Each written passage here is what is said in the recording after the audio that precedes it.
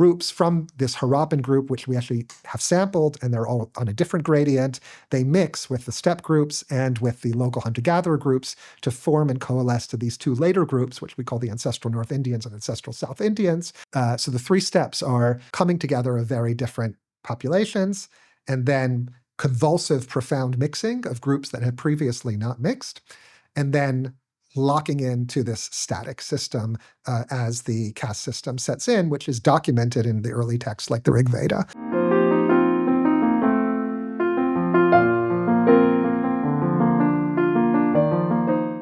நண்பர்களே, நான் doctor Ramesh Thangavel, AIML astrology YouTube சேனலில் என்னோடு இணையும் உங்களை வருக வருக என்று அன்போடு வரவேற்கிறேன். நவீன மனிதகுல வரலாறு என்ற தொடரில் ஆதி மனிதர்களின் மரபணு என்பதை பற்றிய ஒரு பாகத்தில் பானை, உலோகம், குதிரை போன்றவை எவ்வாறு இந்திய வரலாற்றோடு தொடர்புடையது என்பதை போன காணொளியில் நாம் பார்த்திருக்கிறோம். அதனுடைய தொடர்ச்சியாக இன்றைக்கு நாம் இந்தியாவின் மரபணு வரலாறு எப்படி இருக்கிறது என்பதை பற்றி பார்க்க இருக்கிறோம். இந்த பாகத்தில் தமிழ்நாட்டில் பரவலாக பேசப்படுகின்ற இந்த ஆரியர்கள் மற்றும் திராவிடர்கள் என்பது பற்றிய விவாதங்கள் மற்றும் இந்தியாவின் ஒரு பெரிய சுமையாக கருதப்படுகின்ற ஜாதி முறை என்பதன் பின்னால் இருக்கின்ற மரபணு குறித்த விஷயங்களை இன்றைக்கு பார்க்க இருக்கிறோம். உணர்ச்சிகளை தூண்டுவதை தாண்டி முறையாக மரபணு அறிவியல் இந்த விஷயங்களை பற்றி என்ன சொல்கிறது அப்படிங்கிறத பற்றி தான் இன்னைக்கு நாம் பார்க்க இருக்கிறோம். இப்போ இந்தியாவின் வரலாறு என்பதை நீங்கள் சொல்ல வேண்டும் என்றால் வரலாற்று பூர்வமான மரபணு தரவுகள் என்பது உங்களுக்கு தேவைப்படும். இந்தியா வெப்பமண்டல பகுதியில் இருக்கின்ற காரணத்தாலும் நெடுங்காலமாக இங்கே மீண்டும் மீண்டும் மக்கள் வாழ்ந்து வருகின்ற காரணத்தாலும் மேலும் அகழ்வாராய்ச்சிகள் செய்யப்பட்டிருக்கின்ற இடங்கள் குறைவாகவே இருக்கின்ற காரணத்தாலும் நமக்கு பண்டைய மரபணு மாதிரிகள் என்பவை மிகவும் குறைந்த அளவிலேயே கிடைத்திருக்கின்றன. அதுபோல கிடைத்த மாதிரிகளிலும் மரபணுவை பிரித்து எடுத்து அதன் அடிப்படையில் அதன் காலத்தை உறுதி செய்து கொள்வது என்பது ஒரு பெரிய குதிரை கொம்பாகவே இந்தியாவில் இருக்கிறது. நமக்கு கிடைச்சதுல ரொம்ப பழசு அப்படின்னா ராக்கி கார்கி ஜீனோம், அதை தான் சொல்லணும். அதுவுமே ஒரு முழுமையான தொகுப்பு அப்படின்னு சொல்ல முடியாது. மைட்டோகாண்ட்ரியல் டிஎன்ஏவோட சீக்வன்ஸ் மட்டும் வச்சு அவங்க லீனியேஜ் பார்த்துருக்குறாங்க.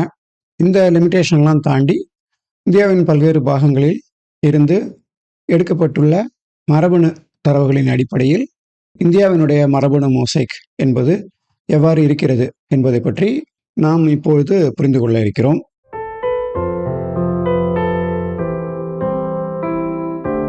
இந்த வீடியோ உங்களுக்கு புரிஞ்சுக்கணும்னா அடிப்படையாக சில டெக்னிக்கல் டேர்ம்ஸ் அல்லது கலைச்சொற்கள் உங்களுக்கு புரிய வேண்டும். பொதுவாக இந்திய மரபணு வரலாறு என்பதை பற்றி பேச போனாலே 3 விதமான குழுக்கள் சொல்லப்படுகின்றன. ஆன்செஸ்ட்ரல், ஏன்ஷியன், சவுத் இண்டியன்ஸ் என்பது அதில் ஒரு வகை. ஆன்செஸ்ட்ரல் சவுத் இண்டியன்ஸ் மற்றும் ஆன்செஸ்ட்ரல் நார்த் இண்டியன்ஸ், ஏஎஸ்ஐ மற்றும் ஏஎன்ஐ என்பது அதனுடைய மற்ற 2 பெரும் குழுக்களாகும். இந்த பேரெல்லாம் பார்த்தா நமக்கு கொஞ்சம் டெரராக இருக்கும். இது என்ன ஏஎன்ஐ, ஏஎஸ்ஐ என்பது பற்றி. இது அரசியல்வாதிகள் உருவாக்கிய பெயர்கள் எல்லாம் கிடையாது. முறையாக மரபணு ஆராய்ச்சியில் ஈடுபட்டிருப்பவர்கள் 2009 வருஷம் ஹார்வர்ட் பல்கலைக்கழகத்தைச் சார்ந்த டாக்டர் டேவிட் ரைக் மற்றும் ஹைதராபாத்தில் இருக்கக்கூடிய சிசிஎம்பி என்ற இந்திய ஆராய்ச்சி நிறுவனத்தைச் சேர்ந்த குமாரசாமி தங்கராஜ் இவர்கள் வெளியிட்ட ஆய்வில் தான் இந்த சொற்கள் முதல் முறையாக பயன்படுத்தப்பட்டன. இதில் முக்கியமாக ஏஎன்ஐ மற்றும் ஏஎஸ்ஐ என்பதைத்தான் அவர்கள் முதலில் வரையறை செய்தார்கள். இந்த ஏஎன்ஐ அல்லது ஆன்செஸ்ட்ரல் நார்த் இந்தியன், வட இந்தியர்கள் என்பவர்கள் மத்திய கிழக்கு மற்றும் மத்திய ஆசியா மற்றும் ஐரோப்பியர்களோடு மரபணு ரீதியாக தொடர்புடையவர்கள். அடுத்து நீங்கள் இங்கே பார்க்கின்ற இந்த ஏஎஸ்ஐ, இந்த குழு இந்திய துணைக்கண்டத்துக்கு மட்டுமே உரித்தானவர்கள். இந்தியாவுக்கு வெளியே வேற எந்த இனத்துக்கூடவும் இவர்களுக்கு தொடர்பு கிடையாது. மேற்கொண்டு செய்த ஆராய்ச்சிகளில் 2019ஆம் ஆண்டு வெளியான ஒரு மேம்படுத்தப்பட்ட ஆய்வில் இந்த ஏஎஸ்ஐ, ஆன்செஸ்ட்ரல் சவுத் இண்டியன்ஸ் என்பதே ஒரு கலப்பு இனம்தான் என்பதை அவர்கள் கண்டுபிடித்தார்கள்.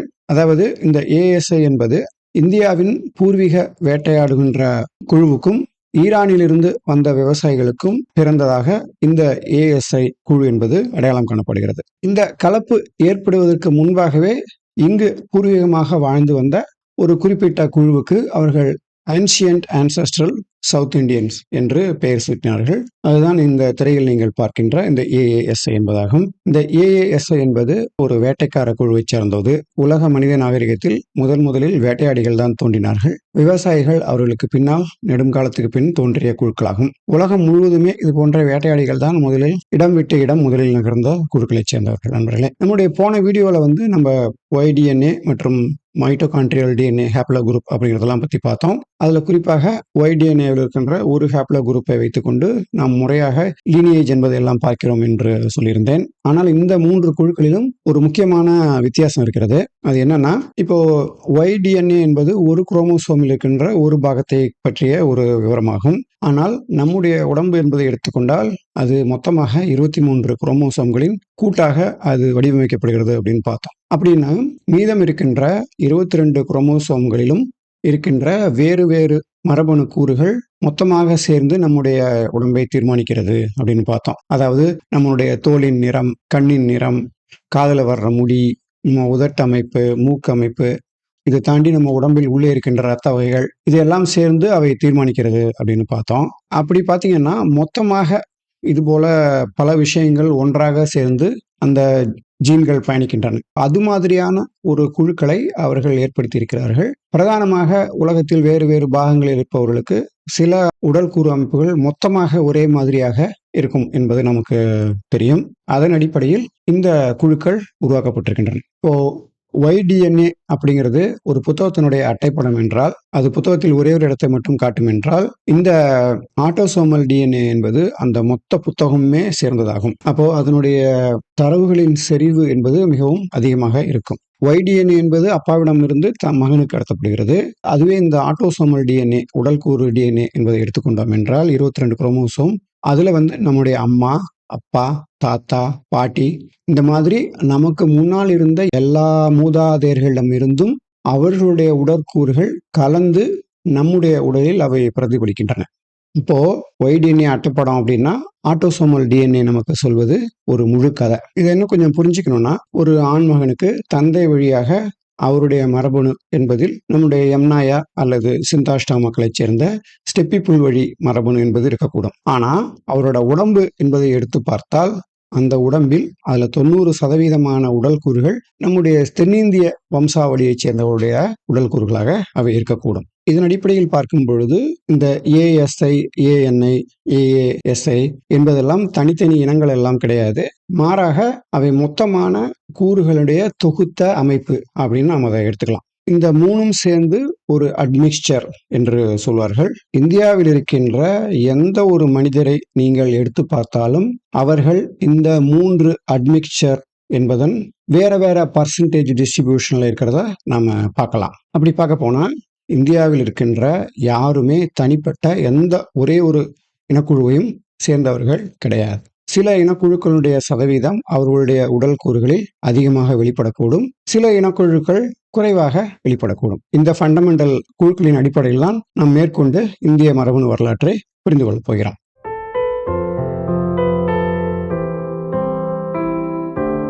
மனிதகுல வரலாறு என்ற இந்த தொடர்ல 3வது பாகத்தில் இந்தியாவிற்குள் தோராயமாக மனிதர்கள் எப்பொழுது இடப்பெயர்ச்சி செய்திருக்கலாம் என்பது பற்றி கொஞ்சம் பார்த்திருந்தோம். நான் திரையில் காட்டுகின்ற இந்த படம் உங்களுக்கு ஞாபகம் இருக்கும்னு நான் நினைக்கிறேன். இதில் நம்ம என்ன பார்த்திருந்தோம்னா, இந்த பனியுகங்கள் என்பவை மனிதர்களுடைய இடப்பெயர்ச்சிக்கு முக்கியமான காரணமாக அமைந்திருக்கின்றன. ஒவ்வொரு பனியுகத்தின் உச்சியிலும் மனிதர்கள் நிலநடுக்கோட்டு பகுதியை நோக்கி நகர்வதும், பனியுகம் முடிந்து அவர்கள் நிலநடுக்கோட்டு பகுதியிலிருந்து நகர்ந்து மேலாக அதிகம் வசதி வாய்ப்புகள் உள்ள வேறு நிலப்பரப்புகளுக்கு நகர்வதும் நிகழ்ந்திருக்கிறது அப்படின்னு பார்த்தோம். அந்த காணொலியில கடைசி பனியுகத்துக்கு முந்தைய பனியுகத்தில் மனிதர்கள் இது மாதிரி ஆப்பிரிக்காவிலிருந்து கிளம்பி நிலப்பாலங்கள் என்பவை இருந்தன. அதன் ஊடாக அவர்கள் பயணித்து இந்தியா இது போன்ற ஒரு பாதையில் பயணித்து மேலே சென்று ஆஸ்திரேலியா வரைக்கும் அவர்கள் சென்று அடைந்தார்கள் அப்படின்னு நாம சொல்லியிருந்தோம். இந்தியாவுக்குள் நடந்த மனிதர்களுடைய இடப்பெயர்ச்சி என்பது 3 அலைகளாக நடந்திருக்கிறது அப்படின்னு நம்ம பார்த்திருந்தோம்.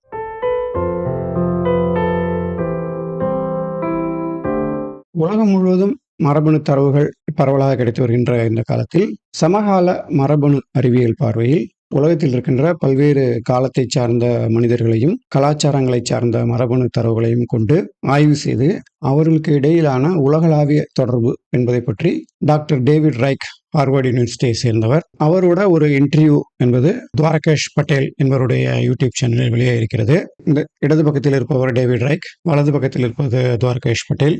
ஆங்கிலத்தில் மிக முக்கியமான அறிவியல் காணொலிகளை வெளியிடுவதில் துவாரகேஷ் பட்டேல் அவருடைய சேனல் ஒரு முக்கியமான சேனல் ஆகும். இந்த 2 மணி நேரம் வீடியோ வந்து யூடியூப்ல இருக்கு. இந்த வீடியோவை நான் ஒரு 40 தடவையாவது பார்த்திருப்பேன். இந்த வீடியோவோட டிரான்ஸ்கிரிப்டை டவுன்லோட் பண்ணி அதை லைன் பை லைனா படிச்சிருக்கிறேன். 40 தடவை பார்க்கும் பொழுதும் எனக்கு ஒவ்வொரு தடவையுமே அதுல புதுசா ஏதாவது ஒரு விஷயங்கள் கிடைச்சிருக்கு. அப்புறம் அதன் அடிப்படையில் தேடி படிச்சு பார்த்து திரும்ப வந்து இந்த காணொலியை பார்த்து நிறைய விஷயங்கள் நான் புரிஞ்சுட்டு இருக்கேன். இன்றைக்கு நம்மிடையே இருக்கின்ற ஆதி மனிதர்களுடைய மரபணு என்பதை பற்றிய ஆழமான ரிசர்ச் என்பது டாக்டர் டேவிட் ரைக் அவருடைய லேப்ல இருந்து தான் வருது. உங்களில் ஆர்வம் இருப்பவர்கள் இந்த காணொலியை பாருங்கள் நண்பர்களே.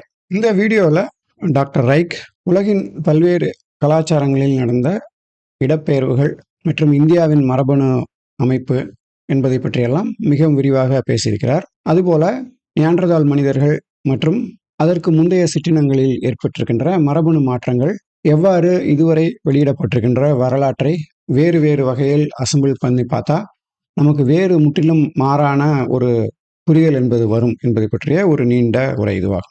அந்த உரையிலிருந்து ஒரு சின்ன கிளிப் இப்ப காட்டுறேன், பாருங்க.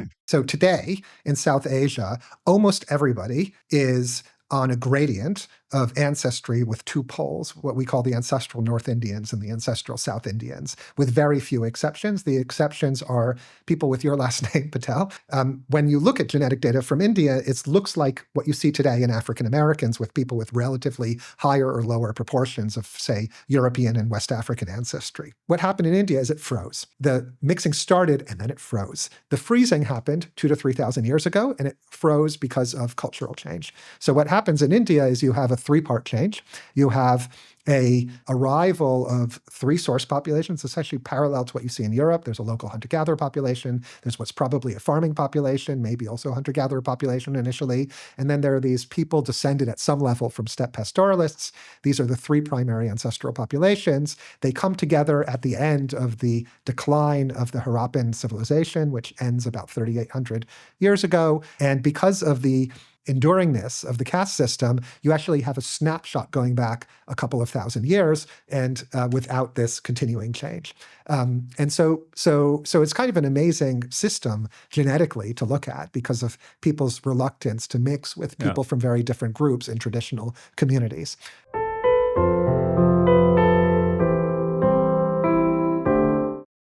இந்த நீண்ட காணொளியோட தொடர்ச்சியாக ஒரு சின்ன ஷார்ட் அதையும் துவாரகேஷ் பட்டேல் சேனல்ல வெளியிட்டிருக்கிறார்கள். அந்த ஷார்ட்ல வந்து இந்த படம் வந்து வெளியிட்டிருக்கிறாங்க. இது வந்து இந்திய மரபணு வரலாற்றை பற்றி புரிந்து கொள்வதில் ஒரு முக்கியமான தொகுத்த காட்சிப்படுத்துதல் அப்படின்னு நம்ம சொல்லலாம். இங்கே கீழே இடது பக்க மூலையில் நீங்கள் பார்ப்பது ஒரு 4 விதமான இனக்குழுக்கள் அவர்கள் அடையாளம் படுத்தியிருக்கிறாங்க. இந்தியாவினுடைய மக்கள் தொகையில் இந்த 4 இனக்குழுக்களின் பரவல் என்பது வேறு வேறு அளவுகளில் வேறு வேறு இடங்களை சார்ந்த மனிதர்களிடம் தரவுகள் அடிப்படையில் கண்டுபிடிக்கப்பட்டிருக்கிறது. இந்த படத்தில் நாம் முன்பு பார்த்த 3 குழுக்கள் அடையாளம் காணப்பட்டிருக்கின்றன. AASI, நியோலித்திக் இரானியன் மற்றும் வெஸ்டர்ன் ஸ்டெப்பி ஹெர்டர்ஸ். இதுல AASI மற்றும் இரானியன் இரண்டும் கலந்தது ASI என்று சொன்னோம். அதுபோல இதனோடு வெஸ்டர்ன் ஸ்டெப்பி ஹெர்டர் என்பது கலந்தால் அது கூடுதலாக ANI என்பதாக அடையாளம் காணும்.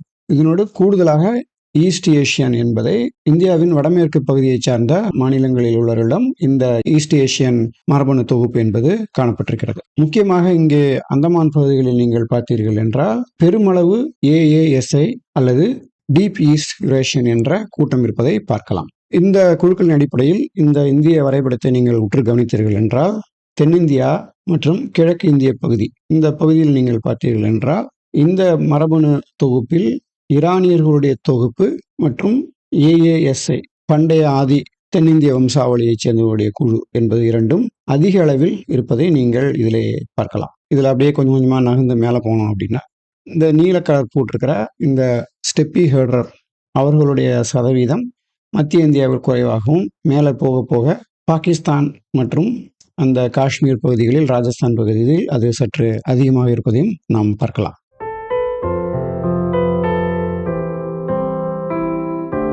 இப்ப தென்னிந்தியா என்று எடுத்துக்கொண்டால் 2 அலைகளாக முக்கியமாக மனிதர்கள் வந்ததை சொன்னேன். கடைசி பனியுகத்துக்கு முந்தைய பனியுகத்தில் ஒரு 50,000 ஆண்டுகளுக்கு முன்னால் வந்த மக்களில் பிரதானமாக இந்த AASI என்ற மரபணு இருந்திருக்கும். பின்னால் அந்த மரபணு கூட்டம் அவர்களுக்கு அடுத்த அலையாக வந்த ஈரானியர்களுடைய மரபணு என்பதால் அதிக அளவில் இடப்பெயர்ச்சி செய்யப்பட்டிருப்பதை இந்த படம் உங்களுக்கு காட்டுகிறது. அதுக்கப்புறம் 3வது அலையாக வந்த சிந்தாஷ்டா மக்கள் இன்னும் கூடுதலான மரபணு சதவீதம் என்பதில் மாற்றத்தை அவர்கள் பின்னால் ஏற்படுத்தியிருக்கிறார்கள். இந்த படத்திலிருந்து நம்ம என்ன தெரிஞ்சுக்கணும்னா, தொடர்ச்சியாக மனிதர்கள் மேலிருந்து கீழே வந்து தெற்கு நோக்கி நகர்ந்து சென்று அவர்கள் இங்கே இருக்கின்ற மக்களுடைய மரபணு சதவீதத்தை கொஞ்சம் கொஞ்சமாக மாற்றி இருக்கிறார்கள் அப்படிங்கிறது நமக்கு இதுல தெரிய வரும்.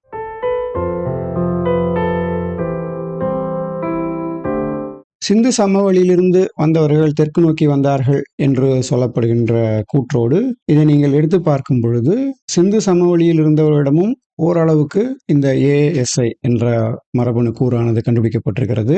அதன் அடிப்படையில் நீங்கள் பார்க்கும் பொழுது இந்த பரவல் தெற்கிலிருந்து வடக்கு வரை அதிகமாக இருந்திருக்கிறது. சிந்து சமவெளி காலத்தில் கொஞ்சம் கொஞ்சமாக ஏற்கனவே அந்த மரபணுவானது மாற்றப்பட்டிருக்கிறது என்றுதான் நாம் சொல்ல வேண்டும். அவர்களுக்கு முன்னால் 50,000 ஆண்டுகளுக்கு முன்னே இங்க வந்த ஒரு இனக்குழுவானது மிகவும் வலுவாக இங்கே வாழ்ந்திருக்கிறது என்பதைத்தான் இந்த தரவுகள் உங்களுக்கு சொல்கின்றன. இந்த ஆரியர்கள் என்று சொல்லப்படுகின்ற சிந்தாஷ்டா மக்களை விடவும் அதற்கு முன்னால் ஒரு 7,000 ஆண்டுகளுக்கு முன்பிருந்து இங்கு நிகழ்ந்த இடப்பெயர்ச்சியின் போது விவசாயத்தை அடிப்படையாக கொண்டு வந்த ஈரானிய மக்கள் இங்கே இருக்கின்ற மக்களுடன் தொடர்பு ஏற்பட்டு மரபணு பகிர்ந்து வந்து தொடர்ச்சியாக கொஞ்சம் கொஞ்சமாக இங்கே இருக்கின்ற பண்டைய தெற்கத்திய மரபணு என்பதில் அவர்கள் இடப்பெயர்ச்சியை ஏற்படுத்தியிருக்கிறார்கள் என்றுதான் இதிலிருந்து நாம் புரிந்து கொள்ள வேண்டும்.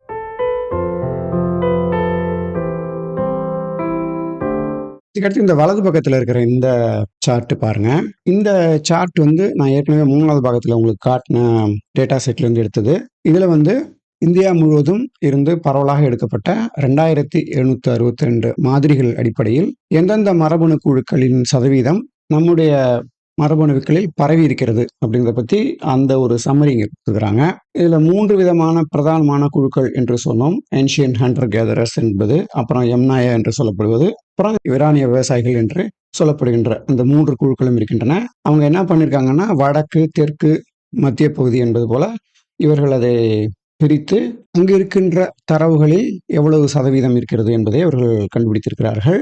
இந்த 3ஐயும் கூட்டிங்கன்னா 100% என்பது உங்களுக்கு வரும். வடக்கு பகுதியில் இருக்க பார்த்தீர்கள் என்றால் இந்த எம்னாயா அல்லது இந்த ஸ்டெபி பாஸ்டரிஸ் என்பவருடைய சதவீதம் என்பது அதிகமாக இருப்பதை பார்க்கலாம். கிட்டத்தட்ட ஒரு 18% என்ற அளவில் அது இருக்கிறதை நீங்க பார்க்கலாம். இதுவே நீங்கள் தென்னிந்திய பகுதியை சார்ந்தவரிடம் எடுத்துக்கொண்டால் அதனுடைய சதவீதம் ஒரு 7-8% என்பதாக மட்டுமே இருப்பதை நீங்கள் பார்க்கலாம். இப்ப அதே நேரம் இங்க வேட்டைக்கார மரபணு கூட்டம் என்பதை எடுத்துக்கொண்டால் தென்னிந்திய மக்களிடம் அது மிகவும் அதிகமாக இருப்பதை இங்கே நாம் பார்க்கிறோம். அதுவே வட இந்திய மக்களிடம் அந்த சதவீதம் குறைவாக இருப்பதை இங்கே பார்க்கலாம். மேலும் வட இந்திய மக்களிடம் கூடுதலாக இந்த ஈரானிய மரபணு என்பதனுடைய சதவீதம் இருப்பதிலேயே அதிகமாக இருப்பதையும் இங்கே நாம் பார்க்கிறோம். அதே மாதிரி தெற்கில் எடுத்து பார்த்தீங்கன்னா தெற்கிலும் இந்த சதவீதம் என்பது அதிகமாக இருப்பதை நாம் பார்க்கிறோம். என்ன புரிஞ்சுக்கிறோம் அப்படின்னா, இந்த மேலிருந்து வந்த ஈரானிய மக்களுடைய கூட்டம் அவர்களுடைய இடப்பெயர்வு என்பது மிகவும் அதிகமாக வடக்கு மற்றும் தெற்கு ஆகியவற்றில் இருந்திருக்கிறது. தொடர்ச்சியாக அங்கே இருந்து வருகின்ற மக்கள் காலப்போக்கில் ஈரானிய மரபணுடைய கூட்டத்தையும் அதிகமாக கொண்டு வந்திருக்கிறார்கள் அப்படிங்கிறதான் இந்த தரவுகள் நமக்கு காட்டுகிறது. இந்த படத்துல ஈஸ்ட் ரீஜன் என்பதை பார்த்தீர்கள் என்றால் அவர்களிடம் ஈரானிய விவசாயிகளுடைய மரபணு சதவீதம் என்பது குறைவாக இருப்பதை நீங்கள் இங்கே பார்க்கலாம். அவர்களிடமும் இந்த வேட்டைக்காரர்களுடைய மரபணு சதவீதம் அதிகமாக இருக்கிறத நம்ம பார்க்கலாம். இப்போ நார்த் எடுத்துக்கிட்டோம்னா தொடர்ச்சியாக இந்த இனக்குழுக்கள் வந்து கொண்டே இருக்கின்ற காரணத்தால் அங்கு இருக்கின்ற அந்த AASI என்பதனுடைய சதவீதம் காலப்போக்கில் கொஞ்சம் கொஞ்சமாக இடப்பெயர்ச்சி செய்யப்பட்டு இன்றைக்கு அவர்களை பார்க்கும் பொழுது அவர்கள் பிரதானமாக ஈரானிய விவசாயிகளை சார்ந்தவர்களாகவும், 2வதாக தெற்கு பகுதியை சார்ந்தவர்களாகவும், 3வதாக அவர்கள் இந்த ஆரிய மரபணு என்பதை கொண்டவர்களாகவும் இருக்கிறார்கள் என்பதை நாம் புரிந்து கொள்ளலாம். தெற்கு என்று பார்க்கும் பொழுது பெரும்பான்மையான சதவீதம் என்பது ஈரானிய விவசாயிகளையும் மற்றும் ஏற்கனவே இங்கு வாழ்ந்த அந்தமான் தீவுகளை சார்ந்த மரபணு கூட்டத்தை ஒத்த மரபணு தரவுகளும் நம்முடைய தெற்கத்திய பகுதியில் அதிகமாக இருப்பதை பார்க்கலாம். இப்போ நீங்க தமிழ்நாடு, கேரளா, கர்நாடகா, தெலுங்கானா, ஆந்திர பிரதேஷ், அப்புறம் ஒரிசா இதுவரைக்கும் பார்த்தீங்கன்னா, இந்த இடத்தைச் சேர்ந்தவர்களுடைய மரபணு சதவீதம் என்பது பெரும்பாலும் ஈரானிய விவசாயிகளைச் சேர்ந்ததாகவும், அதில் தமிழர்களிடம் சற்று அதிகமாக இந்த AASA என்ற மரபணு இருப்பதையும் நீங்கள் பார்க்கலாம். இதுவே நீங்க இன்னும் ஸ்ரீலங்கா பக்கம் போய் பார்த்தீங்கன்னா, அவர்களுக்கு ஆதி தெற்கத்திய மரபணு என்பது அதிகமா இருப்பதை இங்கே பார்க்கலாம். இன்ட்ரெஸ்டிங்லி இந்த சிங்களீஸ் குரூப் என்பதோடு நீங்கள் பார்க்கும் பொழுது, அவர்களிடம் சற்று கூடுதலாக இந்த ஸ்டெப்பி ஹெடருடைய மரபணு இருப்பதை இங்கே நாம் இந்த படம் மூலம் தெரிந்து கொள்ளலாம். இந்த வலது பக்கத்தில் இருக்கிற இந்த ஸ்டடி வந்து ரொம்ப இன்ட்ரெஸ்டிங்கான ஒரு ஸ்டடி. இதை பற்றி இன்னும் கொஞ்சம் கூடுதல் விஷயங்களை இப்போ நம்ம பார்ப்போம்.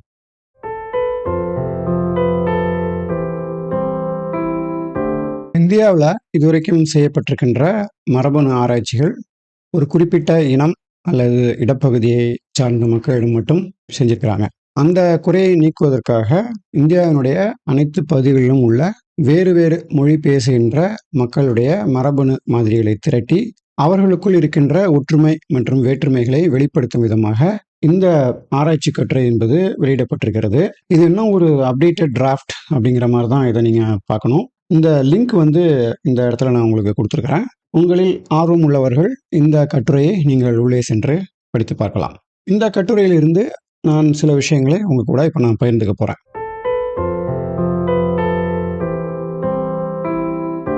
இப்போ நீங்கள் மரபணு தரவுகள் சார்ந்த ஆராய்ச்சி கட்டுரைகள் என்று பார்க்கும் பொழுது இந்தியாவில் ஏகப்பட்ட கட்டுரைகள் வந்து கொண்டிருக்கின்றன. ஆனால் அந்த கட்டுரைகள் எல்லாமே வேற வேற பார்ட் ஆஃப் த பசிலை சால்வ் பண்ணியிருப்பாங்க. இல்லை ஏற்கனவே அவர்கள் தங்களுக்குள் இருக்கின்ற ஒரு குறிப்பிட்ட கருதுகோள் அல்லது ஹைபாத்தசிஸ் என்பதை உறுதிப்படுத்திக் கொள்வதற்காக அவர்கள் அது போன்ற ஆராய்ச்சி கட்டுரைகளை வெளியிடுவார்கள். இந்த மாதிரி ஆராய்ச்சி கட்டுரைகளில் குறிப்பாக ஒரு சாம்பிள் சைஸ் என்பதை எடுத்து அந்த சாம்பிள் சைஸ் அடிப்படையில் மொத்தமாக பாப்புலேஷன் என்பதை பற்றிய இன்டர்பிரேஷன் என்பதை அவர்கள் செய்வார்கள். இது பரவலாக புள்ளியியலில் இருக்கின்ற நடைமுறை தான். இருந்தாலும் ஒரு சாம்பிள் சைஸ் என்பது பெரிய அளவில் அதனுடைய ரிசல்ட் என்பதை மாற்றக்கூடும். அதனால அதிகமாக சாம்பிள் எடுக்கப்படுகின்ற பொழுது அந்த நம்பகத்தன்மை என்பது கொஞ்சம் நிறையா இருக்கும். அதன் அடிப்படையில் பார்க்கும்பொழுது இந்த 2762 என்பது ஒரு சைஸபிளான ஒரு நம்பர். வேற வேற ரீஜன் எடுத்துருக்கிறாங்க, வேற வேற லாங்குவேஜ் பேசுகிறவங்களை எடுத்துருக்கிறாங்க, ட்ரைபல் கம்யூனிட்டி எடுத்துக்கிறாங்க, கேஸ்ட் குரூப் எடுத்துக்கிறாங்க, வேற வேற கேஸ்ட் குரூப்பு, அதாவது வேற வேற பரிமாணங்களை விளக்கக்கூடிய தரவுகள் என்பவை இந்த சாம்பிள் மூலமாக இதில் வருது அப்படின்னு சொல்றாங்க. இந்த கட்டுரையில் என்ன சொல்றாங்கன்னா 3 வித இனக்குழுக்களை அவர்கள் பிரதானமாக அடையாளம் காண்பதாக அதில் சொல்லியிருக்கிறாங்க. அப்புறம் ஈஸ்ட் ஏஷியன் குரூப் என்பதையும் அவர்கள் பார்த்திருப்பதாக இந்த தரவுகள் மூலமாக அவர்கள் நமக்கு சொல்றாங்க. அதாவது நம்ம முன்னாடி டேவிட் ரைக் வீடியோவில் பார்த்த அதே 4 குழுக்களை பற்றி அவர்கள் இதில் குறிப்பிடுகிறார்கள்.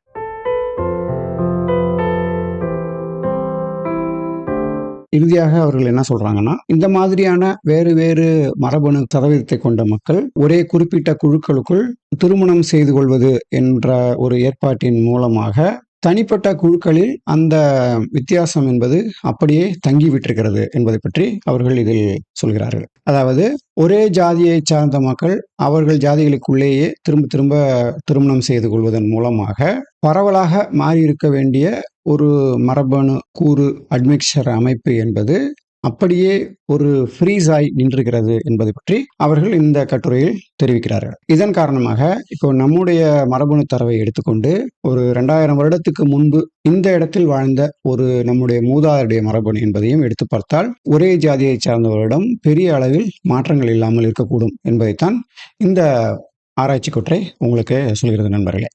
பொதுவாக நீண்ட கால அளவில் இதுபோல ஒரே குழுக்களில் மரபணு என்பது பகிரப்படும் பொழுது அதுல இன்பிரீடிங் டிப்ரெஷன் என்று சொல்லப்படுகின்ற ஒரு மரபணுவினுடைய மொத்தமான திறன் என்பது குறைவது என்பது நிகழும். அதாவது நம்முடைய கொடைகள் மற்றும் நோய்கள் எல்லாமே மரபணு மூலமாக தொடர்ச்சியாக கடத்தப்படுகின்ற காரணத்தால் இப்போ ஒரு ஃபேமிலியில ஒரு லீனியேஜ்ல ஒரு 2-3 தலைமுறைகளை ஒரே மாதிரி குறை இருப்பவர்களிடம் அந்த குழந்தைகளுக்கு பிறந்தால் அந்த குழந்தைகளுக்கு இந்த குறைபாடு அதிகமாக வெளிப்படும். மாறாக அந்த 2 பெற்றோரில் ஏதாவது ஒரு பெற்றோருக்கு நல்ல மரபணு இருந்து ஒரு பெற்றோருக்கு குறைவான மரபணு இருந்தால் அவர்களுக்கு குழந்தை பிறக்கும் பொழுது இயற்கையானது அந்த குறையை சரி செய்வதற்கு முயற்சி பண்றது அப்படின்னு நம்ம ஏற்கனவே பார்த்திருந்தோம். அதன் அடிப்படையில் அவர்களுக்கு பிறக்கின்ற குழந்தைகளுக்கு அந்த குறைகள் மரபணு சார்ந்த குறைகள் இல்லாமல் இருக்கும் என்பதை நாம் பார்த்திருக்கோம். இது இன்டைரக்டா என்ன சொல்லுது அப்படின்னா இந்த ஸ்டடி ரிசல்ட், இப்போ முறையாக ஜாதி என்பதை மட்டும் முறையாக பார்த்திருந்தால் அழிந்து போயிருக்க வேண்டிய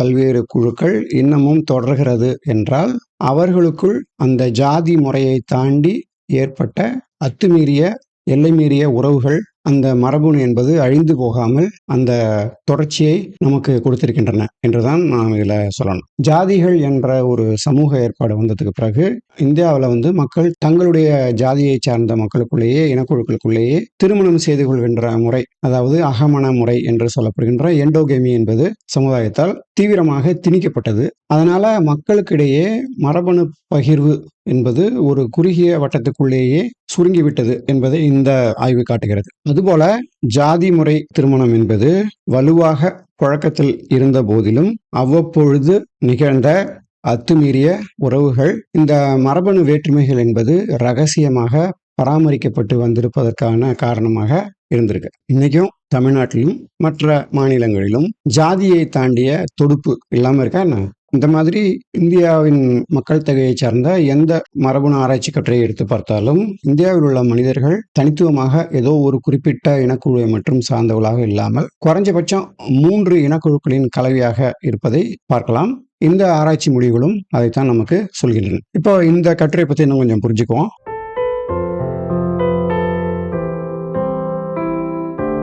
இந்த ஆராய்ச்சி கட்டுரையில அவங்க சாம்பிள் எல்லாம் எடுத்து அவற்றை இந்த பிரின்சிபல் காம்போனன்ட் அனாலிசிஸ் என்று சொல்லுவாங்க.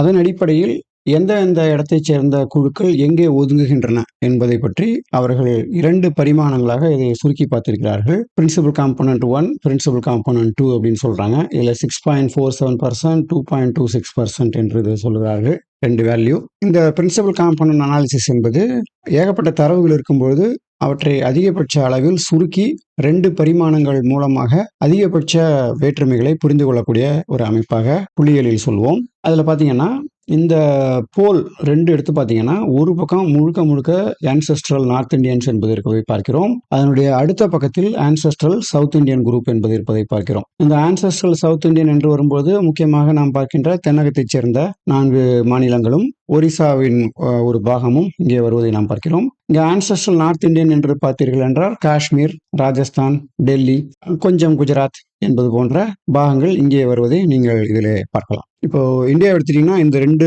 ஸ்டேட் தான் 2 போல் அப்படின்னு நம்ம சொல்லலாம். மற்ற 3ஆவதாக ஒரு டைமென்ஷன் இருக்கு. அந்த டைமென்ஷன்ல சாம்பிள் சைஸ் ரொம்ப கம்மியாக இருப்பதை இங்கே பார்க்கிறோம். இதுல இந்த ஈஸ்ட் ஏஷியன் ரொம்ப சின்ன குரூப் தான், அது பெருசா இதுல வரல ஸ்டடியில. இப்போ முக்கியமாக இந்த ANI மற்றும் ASI என்பதுதான் பிரதானமாக இந்தியர்களுடைய மரபணு கூறுகளில் வெளிப்படுகின்றன. அதான் நீங்க அதில் தெரிஞ்சுக்கணும். அடுத்து கீழே இருக்கிற படங்களை புரிந்து கொள்வோம்.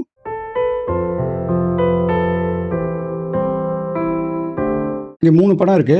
இந்த இடது பக்கத்தில் இருக்கிற படத்தை எடுத்து பார்த்தீங்கன்னா இதுல AHG ரிலேட்டட் பர்சன்டேஜ் அப்படிங்கறத இதுல டிஸ்ட்ரிபியூஷன் காட்டியிருக்கிறாங்க. இது பாக்ஸ் பிளாட் அப்படின்னு சொல்லுவாங்க. பாக்ஸ் பிளாட்ல நடுவில் இருக்கிற கோடு மீன் அப்படின்னு சொல்லுவோம். அப்புறம் டிஸ்ட்ரிபியூஷன் எப்படி இருக்கு, அவுட்லயர் எங்க போகுது அப்படிங்கிற மாதிரி இந்த பாக்ஸ் பிளாட் இருக்கும். இதுல எடுத்து பார்த்தீங்கன்னா நார்த் இந்தியன் என்று பார்க்கும்பொழுது அதுல ஒரு 35% என்ற அளவில் தான் இது இருப்பதை பார்க்கிறோம். அதுவே நீங்கள் சவுத் என்று வரும்பொழுது கிட்டத்தட்ட 47-48% என்பது இந்த ஏன்ஷியன் ஹண்டர் கேதரர், அதாவது வேட்டையாடி பிழைக்கின்ற குழுவை சார்ந்தவர்களிடம் இருந்த மரபணு கூறுகள் இந்த தென்னிந்திய மக்களிடம் மிகவும் அதிகமாக இருப்பதை நாம் பார்க்கிறோம். மேல இருக்கிற நார்த் இந்தியாவில் பார்த்தீங்கன்னா வெஜிடேரியன்ஸாக இருப்பதையும், இங்கே தெற்கு பகுதியில் இருப்பவர்கள் பெரும்பாலும் மாமிசம் சாப்பிடுபவர்களாக இருப்பதையும் நாம் இதில் பார்க்கலாம். ஏன்னா பூர்வீகமே வேட்டையாடின பரம்பரை தான் எல்லாருமே. அதுபோல இந்தியாவின் கிழக்கு பகுதியில் பார்த்தாலும் இந்த ஏன்ஷியன் ஹண்டர் கேதருடைய சதவீதம் அதிகமாக இருக்கிறத நம்ம பார்க்கிறோம்.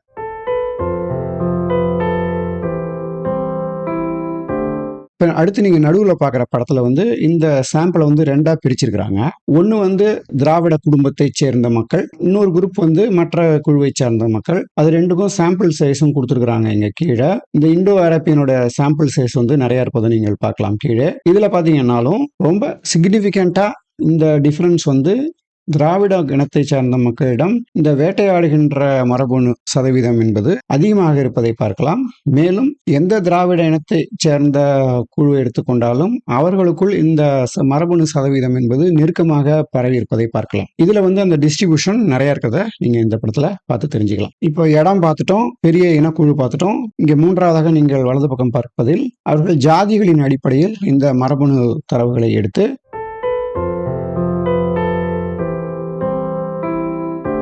அதுல எந்த அளவுக்கு வேட்டையாடுகின்றவர்களுடைய சதவீதம் இருக்கிறது என்பதை பற்றி இங்கே காட்டியிருக்கிறார்கள். இதுல 4 குரூப் இருக்கிறது.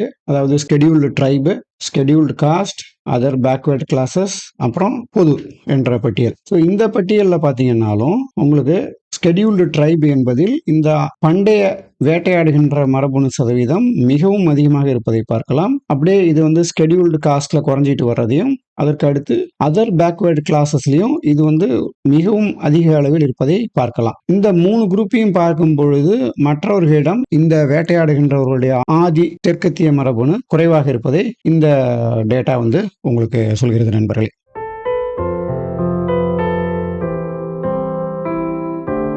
அடுத்து இந்த படத்துல 3 குழுக்களுடைய டிஸ்ட்ரிபியூஷன் காட்டிருக்கிறாங்க. நாம முன்னாடி ஏஹெச்ஜி மட்டும் பார்த்தோம். இதுல 3 குழுக்களுக்கும் போட்டிருக்கிறாங்க. திராவிடர்கள் மற்றும் மற்ற குரூப் அப்படிங்கறத எடுத்து பார்த்தீங்கன்னா, திராவிட குடும்பத்தை சார்ந்தவர்களிடம் இந்த ஏஹெச்ஜி அதிகமாகவும், அதற்கு அடுத்து ஈரானிய இனக்குழுவினுடைய மரபணு தொகுப்பும், இறுதியாக மிகவும் குறைந்த அளவில் இந்த ஸ்டெப்பி பேஸ்டோரலிஸ்ட் அல்லது ஆரிய மரபணு என்பதும் இருப்பதை நீங்கள் பார்க்கலாம்.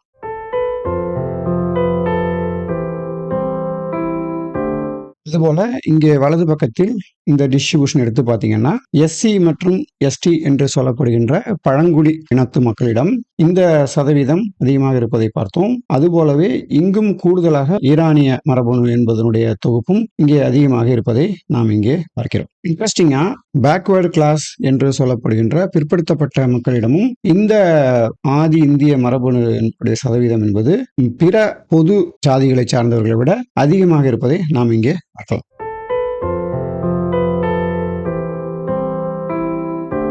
இந்த முடிவுகள் உங்களுக்கு என்ன சொல்லுது அப்படின்னா, ஒருவர் தான் வாழ்ந்திருக்கின்ற பூர்வீக காலத்தின் அடிப்படையில் ஒரு இடத்துக்கு உரிமை கொண்டாட முடியும் என்று எடுத்துக்கொண்டால், நாம் அனைவரும் இந்தியர்கள் தான். இருந்தாலும் ஒருவர் தன்னுடைய மூதாதையர்கள் இந்த நிலத்தில் வாழ்ந்த காலத்தின் அடிப்படையில் உரிமை கொண்டாட முடியும் என்று எடுத்துக்கொண்டால், இந்தியாவினுடைய பூர்வகுடிகள் என்று உரிமை கொண்டாடுவதற்கான தகுதி இந்தியாவினுடைய ஆதிவாசிகளுக்குத்தான் பிரதானமாக இருக்கிறது என்பதை நாம் புரிந்து கொள்ளலாம். அது மாதிரி இந்தியாவினுடைய விவசாயம் மற்றும் அறிவு சார்ந்த தொழில்களை கட்டுப்படுத்துகின்ற ஜாதிகளை சார்ந்தவர்களிடம் ஈரானிய வம்சாவளியை சார்ந்த மரபணு சதவீதம் மற்றும் இந்த ஆரிய வழி மரபணு சதவீதம் என்பது மற்றவர்களை விட அதிகமாக இருப்பதை நாம் இங்கே பார்க்கலாம். இதன் அடிப்படையில் இன்றைக்கு இந்தியாவினுடைய பூர்வகுடிகள் என்று சொல்லிக்கொள்ளக்கூடிய தகுதி முழுக்க நம்முடைய இன்றைக்கு கீழ்ஜாதி மக்களாக சொல்லப்படுகின்ற பட்டியலின மக்களுக்கும் ஆதிவாசிகளுக்கும் தான் சொந்தம். அதற்கு அடுத்து பேக்வேர்ட் கிளாஸ், கடைசியாகத்தான் நம்முடைய உயர்ந்த ஜாதிகளை சார்ந்த குழுக்கள் என்று நாம் சொல்லலாம். இது என்னுடைய தனிப்பட்ட அபிப்பிராயம் கிடையாது, டேட்டா சொல்கின்ற உண்மை.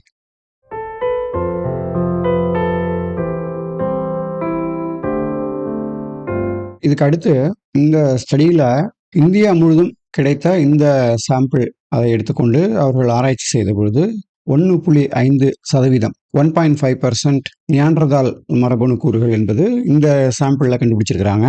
அந்த மாதிரி டெனிசோவன் என்ற இனக்குழுவை பார்க்கும் பொழுது அது 0.14% என்ற அளவில் இருப்பதாக இந்த ஸ்டடியில அவங்க சொல்லியிருக்கிறாங்க. இந்த 2 படங்களில் அந்த மாதிரி வேறு சிற்றினங்களை சேர்ந்தவருடைய டிஸ்ட்ரிபியூஷன் எப்படி இருக்கிறது அவங்க காட்டியிருக்கிறாங்க. இந்த மேலே இருப்பது டெனிசோவனுக்கு, கீழே இருக்கிறது நியாண்டர்தால் மனிதர்களுக்கு. இந்த மாதிரியான நியாண்டர்தால் சதவீதம் என்பது தெற்கு பகுதியில் சார்ந்த மனிதர்களிடம் சற்று அதிகமாக இருப்பதாக அவர்களுடைய தரவுகள் சொல்கின்றன. இந்த கீழே இருக்கிற படத்துல வேற வேற பேண்ட்ல அந்த குரோமோசோம்ல இருக்கிற எந்தெந்த போர்ஷன் நம்முடைய மரபணுவில் நியாண்டர்தால் மனிதரிடமிருந்து வந்தது என்பதை பற்றி இந்த சதவீதம் என்பது இங்கே உங்களுக்கு காட்டுகிறது. நான் என்னுடைய மரபணு தரவுகள் என்பதை பற்றிய ஒரு வீடியோ காட்டும் பொழுது இந்த டிஸ்ட்ரிபியூஷன் என்னுடைய சாம்பிள்ல எப்படி இருக்கும், என்னுடைய குழந்தையினுடைய சாம்பிள்ல எப்படி இருக்கு அப்படின்னு நான் உங்களுக்கு காட்டியிருக்கிறேன். காலப்போக்கில் கொஞ்சம் கொஞ்சமாக இந்த நியாண்டர்தால் மரபணு என்பது நவீன மனிதகுல மரபணுவால் இடமாற்றம் செய்யப்படுகிறது அப்படிங்கிறத பற்றியும் நம்ம பார்த்துருந்தோம். அந்த மாதிரி நியாண்டர்தால் மனிதர்கள் என்பவர்கள் நம்முடைய மரபணுவில் அவர்கள் வரும்பொழுது அவர்கள் நம்முடைய உடல் கூறுகளில் முக்கியமான பல மாற்றங்களை ஏற்படுத்தியிருக்கிறார்கள் அப்படின்னு நம்ம பார்த்துக்கிறோம். அதாவது அதிக நேரம் உழைக்கக்கூடிய ஒரு திறமை என்பது நியாண்டர்தால் மனிதர்களுடைய மரபணு மூலமாக நமக்கு வந்து சேர்ந்த ஒரு கொடையாகும். சொன்னது உங்களுக்கு ஞாபகம் இருக்குதானே? அதே மாதிரி இந்த நியாண்டர்தால் சதவீதம் அதிகமாக இருப்பது அனுமனிடம் இருக்கலாம் என்ற ஒரு கூற்றையும் நான் உங்களுக்கு சொல்லியிருந்தேன். டேவிட் ரைக் அவர்களுடைய வீடியோவில் கூட இந்த மாதிரியான நியாண்டர்தால் மனிதர்கள் மற்றும் நவீனகுல மனிதர்கள் ஆகிய இருவருக்கும் இடையில் இருக்கின்ற அந்த ஃபாக்ஸ் P2 என்ற ஒரு ஜீனில் இருக்கின்ற அந்த நான் கோடட் ஏரியா இருக்கின்ற சில வித்தியாசங்களை பற்றி அவருடைய காணொளியில் அவர் விரிவாக பேசியிருக்கிறார். அதுபோல ஏற்பட்ட மாற்றங்கள் தான் பின்னால் நம்மிடையே மொழி என்பது மிகவும் வலுவாக வருவதற்கு காரணமாக இருக்கிறது என்பதையும் அவர் அந்த வீடியோவில் சொல்லியிருக்கிறார்.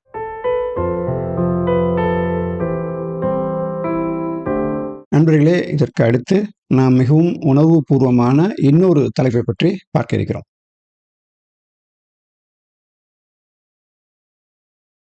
உலகத்துல மேலான ஜாதி அல்லது சுத்தமான ஜாதி அப்படின்னு எதுவும் இருக்கா அப்படிங்கிறத பற்றி தான் இப்போ நாம பார்க்க போறோம். இன்னைக்கு இந்தியாவில் மனிதர்களை பிடித்திருக்கின்ற 2 பெரிய நோய்கள் என்று சொன்னால், முதலாவது ஜாதி அப்படிங்கிறத சொல்லணும், 2வது மதம் அப்படிங்கிறத சொல்லணும்.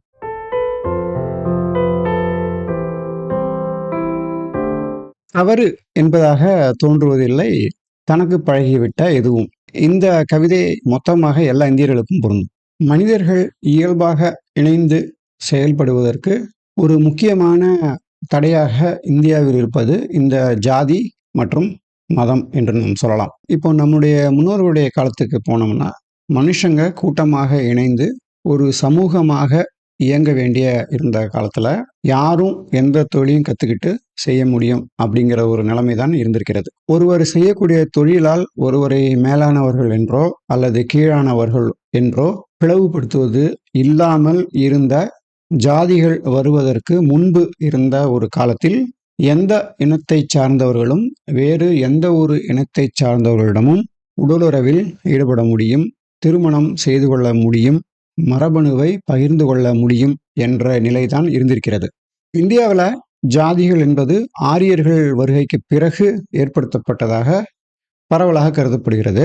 வர்ணாசிரம முறை என்பது மனிதர்களை மேலானவர்கள் மற்றும் கீழானவர்கள் என்று பிரித்து அவர்களுக்கு இடையில் மரபணு பரிமாற்றம் என்பது ஏற்படாமல் தடுத்துவிட்டது அப்படின்னு நம்ம சொல்லலாம். அதிலும் குறிப்பாக இந்த தக்கான பீடபூமி பகுதிக்கு தெற்காக இந்த மரபணுக்களை பகிர்ந்து கொள்வது என்பது மிகவும் குறைவாகவே இருந்திருக்கிறது. இந்தியாவின் வரலாற்றில் ஜாதிகள் வருவதற்கு முன்பு இந்த மாதிரியான மனித பாகுபாடுகள் இருந்திருக்கவே இல்லை. ஸ்பெஷலைசேஷன் ஆஃப் லேபர் என்பது ஒரு நாகரிகம் வளரும் பொழுது ஒருவரே எல்லா வேலைகளையும் இழுத்து போட்டுக்கொண்டு செய்யாமல் அவரவர் ஒரு குறிப்பிட்ட தொழிலை கவனிக்கும் பொழுது அதன் மூலம் எல்லோரும் அதிகபட்ச லாபத்தை அடைய முடியும் என்பதற்காக சமூகமாக இணைந்து ஒத்துக்கொண்ட ஒரு ஏற்பாடு. அந்த மாதிரி ஒத்துக்கொண்டவர்கள் அவர்கள் காலத்தில் மேல் கீழ் என்று எவரையும் பார்க்கவில்லை.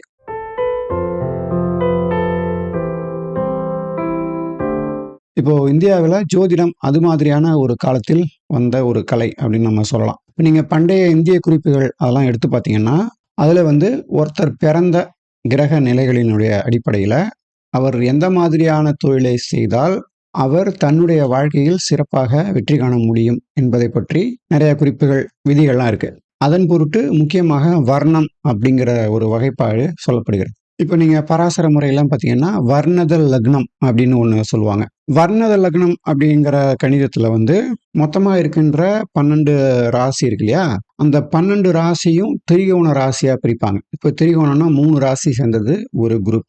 அப்போ அந்த மாதிரி 12 நீங்கள் 4 பிரிச்சிங்க அப்படின்னா அந்த 12 3ஆல் வகுத்தீங்கன்னா உங்களுக்கு மொத்தம் 4 குரூப் கிடைக்கும்.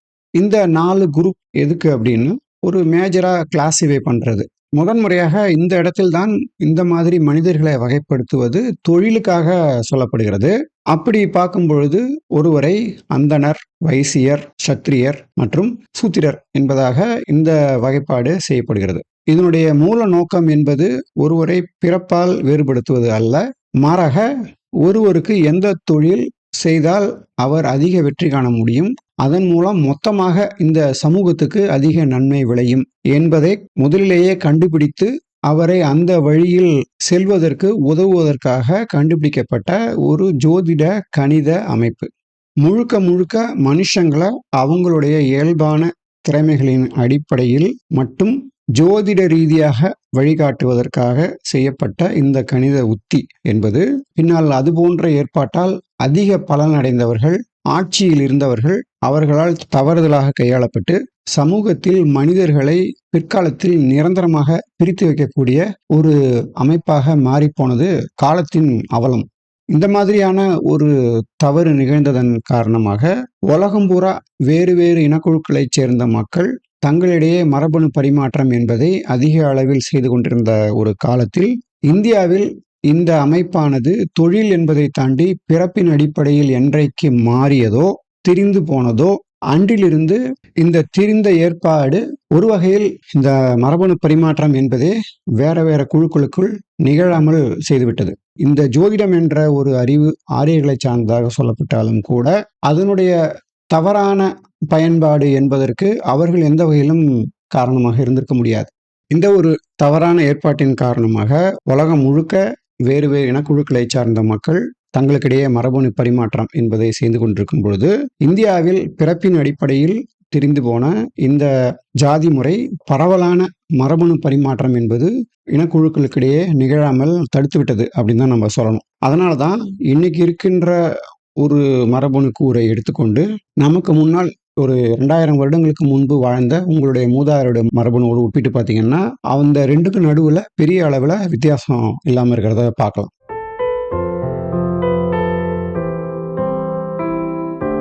உலகம் முழுக்க மழை பெஞ்சு மரபணு ஆறா ஓடிட்டு இருந்த ஒரு காலத்தில், வேறு வேறு ஆறுகள் வந்து சேர்ந்த ஒரு காலத்தில், இந்தியாவில் மட்டும் இந்த மாதிரி ஓடிய ஒரு ஆறு அங்கங்கே தனித்தனியா குட்டையாக நின்று விட்டது. அந்த குட்டைகள் பிற்காலத்தில் தனித்துவமாக தங்களுடைய எல்லைகளை பராமரித்துக் கொண்டது. இதன் காரணமாக ஒரு ஆறாக ஓடியிருக்க வேண்டிய, கடலோடு கலந்திருக்க வேண்டிய மரபணு வளர்ச்சி என்பது இந்தியாவில் ஆங்காங்கே தேங்கிவிட்டது அப்படின்னு தான் நம்ம சொல்லணும்.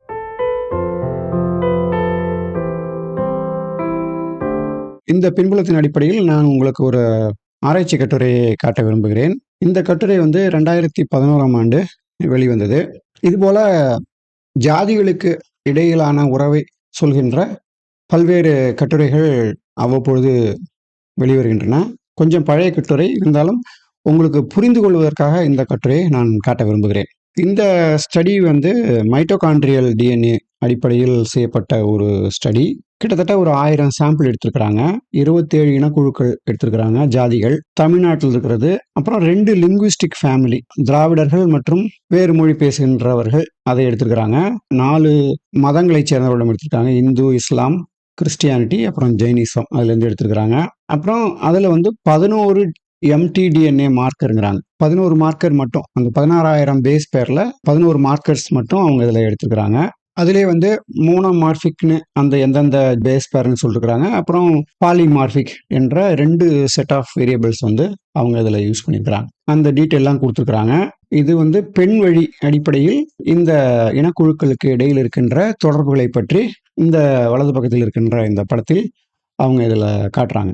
இந்த ஸ்டடியோட இறுதி ஸ்டேட்மெண்ட் பார்த்தீங்கன்னா, தமிழ் இனக்குழுக்களுக்கு இடையில இந்த ஜாதி என்ற ஒரு சிஸ்டம் இருந்த பொழுதிலும் அந்த சிஸ்டத்தில் இருக்கிற ஃப்ளெக்சிபிலிட்டி, அது போன்ற காரணங்கள் காரணமாக தாய் வழி மரபணு பரிமாற்றம் தொடர்ச்சி என்பது வேறு வேறு ஜாதியை சேர்ந்தவர்களிடம் இருந்திருக்கிறது. அப்படின்னா என்ன சொல்றாங்கன்னா, பெண்கள் வேறு வேறு ஜாதிகளில் திருமணம் அல்லது உறவில் இருந்திருக்கிறார்கள் அப்படிங்கிறத இந்த ஸ்டடி வந்து இண்டிகேட் பண்ணுது உங்களுக்கு. இந்த வலது பக்கத்தில் இருக்கிற படத்தை எப்படி புரிஞ்சுக்கணும் அப்படின்னா, நான் ஏற்கனவே சொன்னது போல இது சப்கிளேட் அப்படிங்கிற மாதிரி ஒரு அமைப்பு, கிளை அமைப்பு. பக்கத்தில் இருக்கிற கிளை அமைப்பு வந்து இந்த 11 மார்க்கர் அடிப்படையில் நெருக்கமானவர்கள். மற்றபடி இந்த நெருக்கமான அமைப்பை வைத்துக்கொண்டு இது மேலானது அல்லது இது கீழானது என்று நாம் சொல்லக்கூடாது. இந்த 11 மார்க்கரோட டேட்டாவையும் இந்த 1000 சாம்பிளுக்கு எடுத்து போட்டிங்கன்னா அது எது எதெல்லாம் பக்கத்தில் வருது அப்படிங்கிற ஒரு க்ளோஸ்னஸ், ப்ராக்சிமிட்டியை மட்டும் வச்சு இந்த சார்ட் வந்து அவங்க கன்ஸ்ட்ரக்ட் பண்ணியிருக்கிறாங்க. தாய் வழி மட்டும்தான், தந்தையெல்லாம் கிடையாது. இதில் பார்த்தீங்கன்னா மேலே இருக்கிறது வந்து விவசாயத்தை சார்ந்தவர்கள் பூரா இந்த மேல் பக்கத்தில் இருக்கிறத சொல்லலாம். கீழ்ப்பக்கத்தில் பார்த்தீங்கன்னா வேட்டையாடுகின்ற வகையை சார்ந்தவர்கள் இந்த பக்கத்தில் இருப்பதை நீங்கள் இதில் பார்க்கலாம். முக்கியமாக நீங்கள் கவனிக்க வேண்டியது, இது எல்லா குரோமோசோம் வச்சு பண்ணல, மைட்டோகாண்ட்ரியல் டிஎன்ஏவில் ஒரு குறிப்பிட்ட பாகத்தை மட்டும் வைத்து அவர்கள் இதை உருவாக்கி இருக்கிறார்கள். இதில் மேலே பார்த்தீங்கன்னா முக்கியமாக விவசாயத்தை பிரதானமாக செய்யக்கூடிய கவுண்டர்கள், ரெட்டியார்கள், வேளாளர்கள் மற்றும் வன்னியர்கள், இந்த குழுக்களுக்கு இடையில் பார்த்தீர்கள் என்றால் இந்த மார்க்கர் அடிப்படையில் இவர்களுக்கிடையே தாய் வழி டிஸ்ட்ரிபியூஷன், அதாவது ஒரே மாதிரியான மூதாதையரை கொண்ட ஒரே மாதிரியான லீனியேஜில் வந்த சந்திர வம்சம் என்பது அதிகமாக இருப்பதை, இந்த நெருக்கமாக இருப்பதை இந்த படம் காட்டுது. அதே மாதிரி கீழ்ப்பக்கம் வந்து பார்த்தீங்கன்னா சக்கிலியர்கள், அகமுடையவர்கள், மீனவர்கள், பறையர்கள், இந்த மாதிரி குரூப் எல்லாத்தையும் பார்த்தீங்கன்னா அவர்களுக்கு இடையிலான அந்த தாய் வழி குரூப் என்பது பெரும்பாலும் ஒரே மாதிரியாக இருப்பதை இந்த ட்ரீ டயக்ராம் வந்து உங்களுக்கு காட்டுது. இதுக்கு பக்கத்திலே நெருக்கமாக பிசி கம்யூனிட்டி என்று சொல்லப்படுகின்ற கம்யூனிட்டியை சேர்ந்தவர்களும் இவர்களுக்கு நெருக்கமாக இருப்பதை நீங்கள் இதில் பார்க்கலாம்.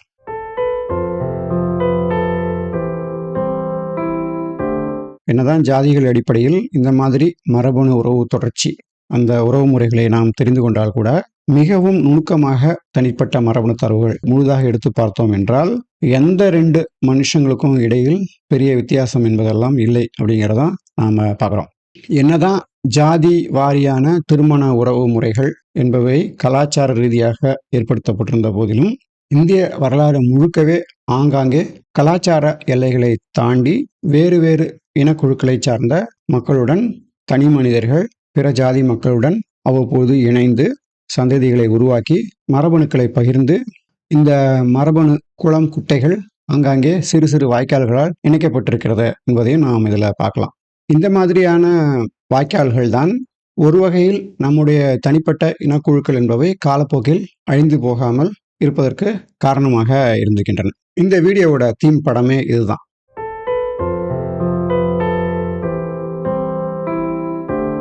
இந்த மரபணு தரவுகள் அடிப்படையில் நாம் என்ன தெரிஞ்சுக்கணும்னா, ஜாதிகள் என்பவை பிறப்பால் வருவதல்ல. ஜாதி என்பது மரபணு ரீதியான எந்த வகையிலும் ஒரு மேம்பாடான அமைப்பு எல்லாம் கிடையாது. அது கலாச்சார ரீதியாக ஏற்படுத்தப்பட்ட ஒரு தடை அப்படின்னு தான் நம்ம சொல்லணும். ஆரம்பத்தில் மனுஷங்க தங்களுடைய திறமைகளின் அடிப்படையில் ஒன்றாக இணைந்து வேலை செய்வதற்காக குரூப்பாக பிரித்தது ஒரு நல்ல எண்ணத்துல ஒரு வழிகாட்டுதலுக்காக செய்யப்பட்ட ஒரு ஏற்பாடு என்பது பிற்காலத்தில் இயல்பு மாறி பொருளாதார ரீதியாக மற்றும் சமூக ரீதியாக சில இனக்குழுக்களை அடிமைப்படுத்துவதாக மாறி இருக்கிறத நாம இந்த மரபணு தரவுகள் மூலமாக புரிந்து கொள்ளலாம். இப்போ நீங்க ஜோதிடத்தின் எந்த ஒரு முக்கியமான மூலங்களை எடுத்து பார்த்தாலும் அது மனிதர்களை திறமைகளின் அடிப்படையில் வகைப்படுத்துவதாக இருந்திருக்கிறதே தவிர பிறப்பின் அடிப்படையில் செய்யப்படுவதில்லை என்பதை ஜோதிட நூல்கள் மிகவும் வலுவாக ஒரு டாக்குமெண்டாக பதிவு செய்து வைத்திருக்கின்றன. பராசரர் போன்ற மூல நூல்களும் அது மாதிரியான வகைப்பாடுதான் சொல்லப்பட்டிருப்பதை நீங்கள் தெளிவாக பார்க்கலாம்.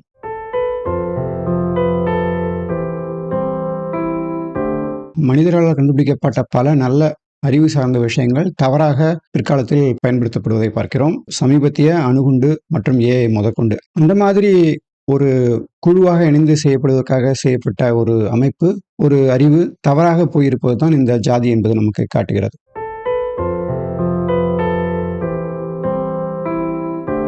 அறிவியல் சார்ந்து இயங்கக்கூடிய எல்லோரும் தெரிந்து கொள்ள வேண்டிய முக்கியமான விஷயம் என்னன்னா, மரபணு ரீதியாக இங்கே மேலான ஜாதி அல்லது கீழான ஜாதி அப்படிங்கிறது எதுவுமே கிடையாது.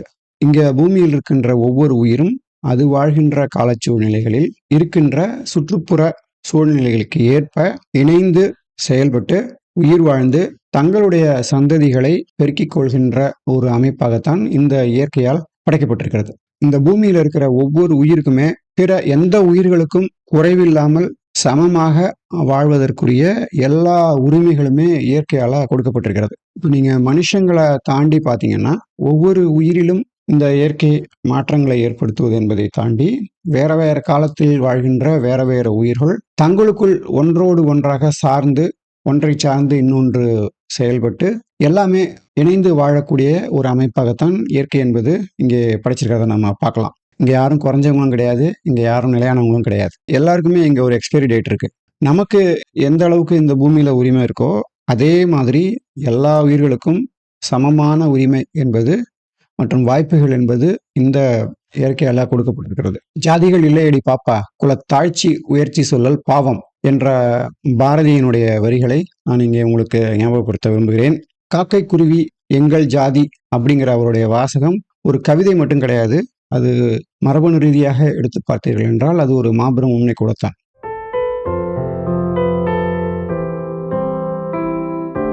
இவ்வளவு ஒரு நீண்ட விரிவான விளக்கத்துக்கு பிறகும் நீங்கள் உங்க ஜாதி தான் மேலானது, இல்லை உங்க இனம்தான் மேலானது அப்படின்னு நீங்க நினைச்சீங்கன்னா, உங்களிடம் நான் கேட்கின்ற 2 கேள்விகள் இதுதான். உங்கள் மேலான ஜாதியில் நோய்கள் வராதவர்கள் இருக்கிறார்களா? 2வது கேள்வி, உங்கள் ஜாதியில் மரணம் என்பது வராதவர்கள் இருக்கிறார்களா? இந்த 2 கேள்விக்கும் உங்கள்கிட்ட பதில் இருந்துச்சுன்னா உங்க ஜாதிய மேலான ஜாதியை நம்ம எடுத்துக்கலாம்.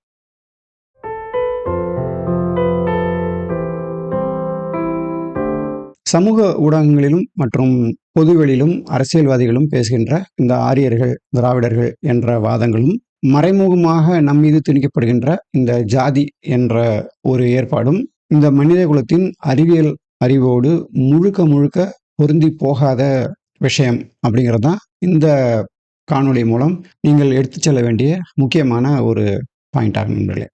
இதுவரைக்கும் நாம் ஆரியர்கள், திராவிடர்கள் மற்றும் மேலான ஜாதி, கீழான ஜாதி என்பது பற்றி இந்த சமூக ஊடகங்களிலும் மற்றும் அரசியல்வாதிகளாலும் நடத்தப்படுகின்ற நாடகங்கள் பற்றி உங்களுக்கு அறிவியலோட அடிப்படைகள் புரிஞ்சிருக்கும் அப்படின்னு நான் நம்புறேன்.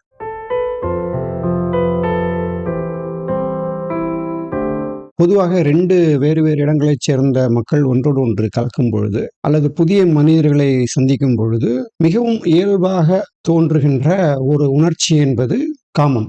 கூட்டமா மனுஷங்க வேற இடத்துக்கு போகும்பொழுது அல்லது புதிய மனிதர்களை சந்திக்கும் பொழுது 2 குழுக்களை சார்ந்த மக்களுமே ஆண், பெண் என்று 2 பாலினத்தைச் சேர்ந்த மக்களும் மற்றவர்களோடு இணைந்து சந்ததிகளை உருவாக்கியிருக்கிறார்கள். அதைத்தான் மரபணு தரவுகள் சொல்கின்றன.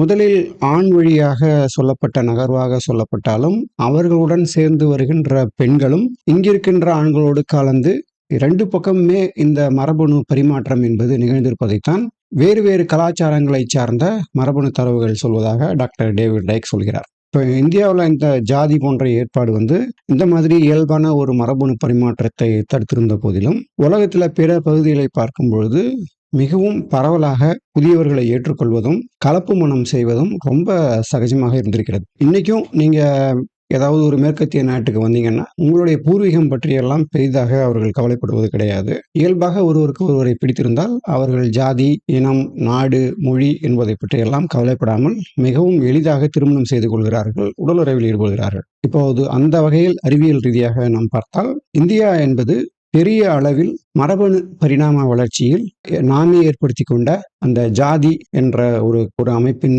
காரணமாக மிகவும் பின்தங்கி போயிருக்கிறது என்றுதான் நாம் சொல்ல வேண்டும். உண்மையிலேயே இந்தியாவில் வாழ்கின்ற யாருமே தனிப்பட்ட எந்த ஒரு இனக்குழுவையும் சேர்ந்தவர்கள் கிடையாது. மாறாக குறைந்தபட்சம் 3 இனக்குழுக்களுடைய கலவையாக நாம் இருப்பதைத்தான் நாம் இந்த காணொலியின் முன்னால் பார்த்திருந்தோம். அது மாதிரி நம்மிடையே குறிப்பிட்ட ஒரு ஜாதியை சேர்ந்தவர் தான் மேலானவர் என்று நம்புகின்ற பழக்கமும் அல்லது அந்த வாதத்தை திணிப்பதும் அறிவியல் ரீதியாக இருப்பதிலேயே மிகப்பெரிய வடிகட்டிய மூடத்தனம் அப்படின்னு தான் நம்ம சொல்லணும். ஒருத்தர் மேலானவரா அல்லது கீழானவரா என்பது அவருடைய செயல்களால் தீர்மானிக்கப்படுகிறதே ஒழிய அவருடைய பிறப்பினால் அல்ல.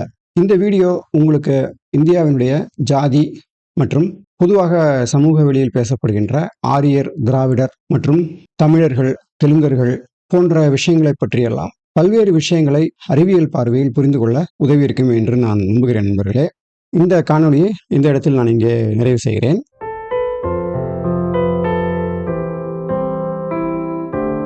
இந்த மனிதகுல வரலாறு என்பது இங்கே முடியவில்லை. இதனுடைய தொடர்ச்சியாக நிறைய விஷயங்களை பார்க்க வேண்டியிருக்கிறது. இந்த காணொலியை நிறைவு செய்யும் முன் நான் உங்ககிட்ட கேட்கிற ஒரு கேள்வி இருக்கு.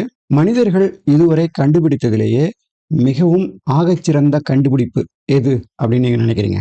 உங்களுடைய பின்னூட்டங்களில் நீங்கள் இங்கே தெரியப்படுத்தலாம். அடுத்த காணொலியில் என்னுடைய பார்வையில் நான் மனிதர்களுடைய ஆகச்சிறந்த கண்டுபிடிப்பாக இருக்கின்ற ஒரு முக்கியமான விஷயத்தை பற்றி பேச இருக்கிறேன். அதை எப்போ உருவாக்கப் போகிறேன் என்று நான் மிகவும் ஆவலாக இருக்கிறேன். நீங்கள் தயாரா இருக்கீங்களா?